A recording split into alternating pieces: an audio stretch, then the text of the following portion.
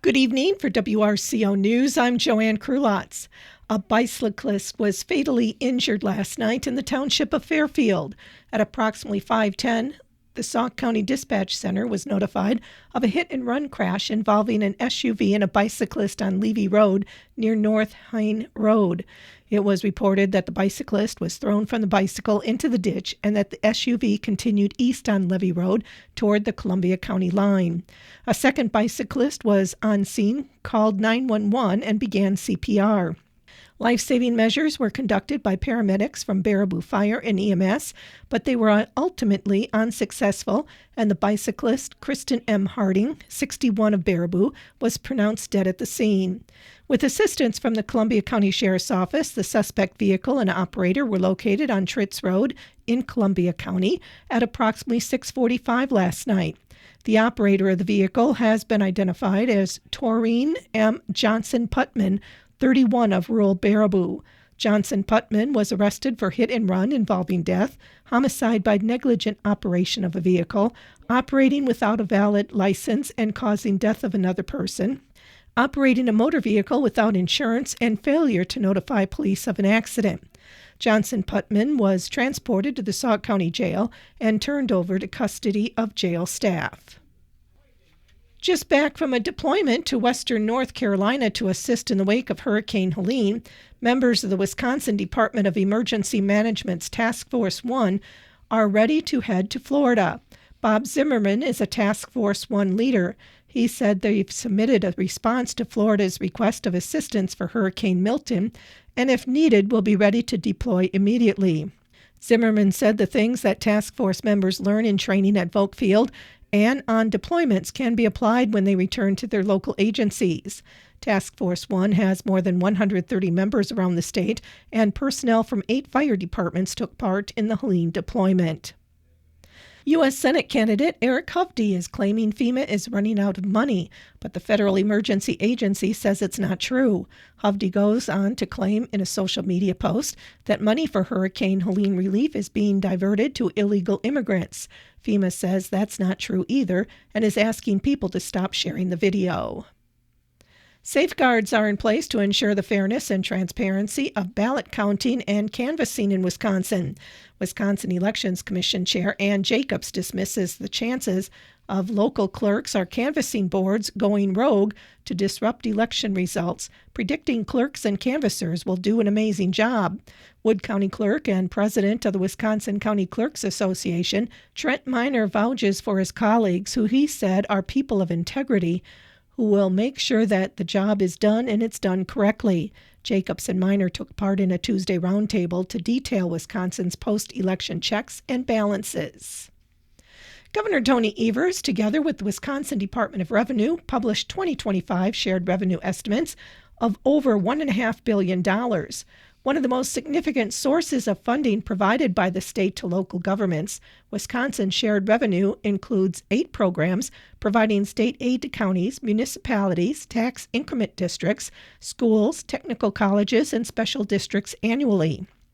Counties and municipalities are set to see the realized benefits of the county and municipal aid and supplemental county and municipal aid being adjusted based on sales tax revenues next year, with an expected increase of $23.6 million to help invest in local community needs and priorities. These state aids are mostly general unrestricted aids that can be used for any activity approved by the local governing body. Specifically, SCMA is the only restricted aid that must be used for specific purposes, such as law enforcement, fire protection, emergency medical services, emergency response communications, public works, courts, and transportation. No SCMA amounts may be used for administrative services. Governor Tony Evers, chair of the Wisconsin State Building Commission, has announced the commission approved a total of $160.8 million in key projects around the state, including $50 million for 50 projects in communities across Wisconsin funded through the new non-state grant program, which was created in the 2023-25 biennial budget enacted by Governor Evers last summer.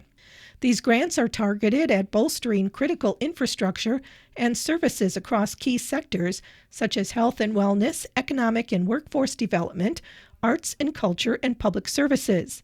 By investing in projects that address pressing community needs, from expanding healthcare facilities to supporting workforce training and preserving cultural institutions, this funding will have a lasting, statewide impact, ensuring resources are distributed fairly across both urban and rural areas. The 50 non-state grant programs projects approved include $30,000 to Tellurane Behavioral Health Incorporated to support mental health crisis stabilization, hospital, and jail diversion services at their new Jackson Street facility in La Crosse. $800,000 to Wisconsin Vietnam Veterans Memorial Fund Incorporated for the High Ground Multi-Use Visitor Center project, $2 million to Vernon Memorial Healthcare Foundation for MRI construction and to enhance access to health care, and $1,432,000 to the City of Baraboo for upgrades to local emergency response. In addition to the non-state grant program projects, the State Building Commission also approved acquisition of 2 key properties for the University of Wisconsin system, one at UW-Madison and the other at UW-Stevens Point, which align with each campus's long-term development strategies outlined in their respective master's plans. These properties will support future academic and infrastructure projects essential to campus growth and modernization. Approval for 5 projects that will address a range of pressing infrastructure needs, which includes extensive exterior envelope repairs at UW-La Crosse and a major roof replacement at the Nielsen Tennis Stadium at UW-Madison. These projects are part of the UW System Minor Facilities Renewal Program. Approval of 3 UW System projects under the Instructional Space and Technology Projects Program, targeting essential upgrades to instructional spaces across multiple campuses. Projects include renovations at the UW-La Crosse Wing Technology Center.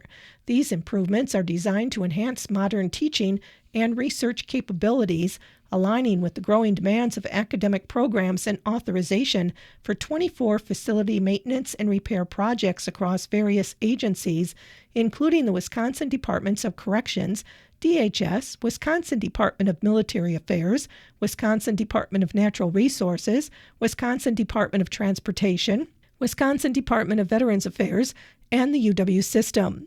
These projects will address infrastructure improvements, safety upgrades, and essential repairs to ensure the ongoing functionality and safety of state-owned facilities.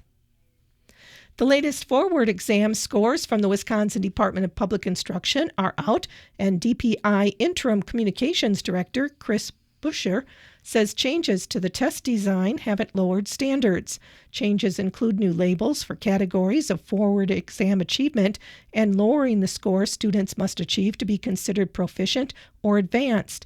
The conservative Wisconsin Institute for Law and Liberty says those revisions mean it's more difficult to make year-to-year comparisons of student achievement and is calling on the legislature to reverse them.